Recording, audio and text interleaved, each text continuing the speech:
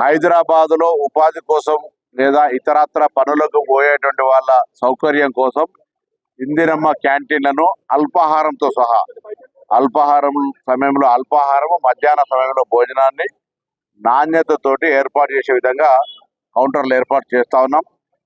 GHMC అధికారులు ఇప్పటికే ఒక మ్యాపింగ్ ప్లానింగ్ చేసుకొని ఉన్నారు.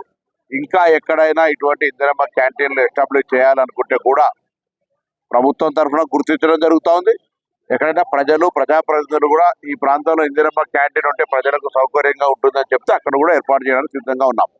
ఇందిరమ్మ క్యాంటీన్ల ద్వారా ఇబ్బంది పడకుండా ప్రజలకు ఉదయాన్నే పనికి వెళ్ళేటువంటి వాళ్ళు ఇక్కడనే అల్పాహారం తీసుకోవడం, మధ్యాహ్న భోజనం తీసుకొని వారి యొక్క పనులు చేసుకునేటువంటి సౌకర్యం కలిగజేస్తూ ఉంది. ఎందుకంటే హైదరాబాద్ ఉపాధి కల్పనకు సంబంధించి మెట్రోపాలిటన్ సిటీగా పెరుగుతున్నటువంటి పరిస్థితులలో ప్రజలకు సౌకర్యాలు కలిగజేసే బాధ్యత, ఇన్ఫ్రాస్ట్రక్చర్ డెవలప్మెంట్తో పాటుగా సంక్షేమ కార్యక్రమాలు ఇటువంటి కార్యక్రమాలు కూడా ప్రాధాన్యత ఇస్తూ ఈరోజు క్యాంటీన్ ఇందిరమ్మ క్యాంటీన్ సుందర విజ్ఞాన కేంద్రం దగ్గర ప్రారంభించుకోవడం జరిగింది. 5 రూపాయలకే బ్రేక్ఫాస్ట్, 5 రూపాయలకే భోజనం. అసలైన తొలి వెలుగు. ఫాలో వాట్సాప్ @తొలి వెలుగు official.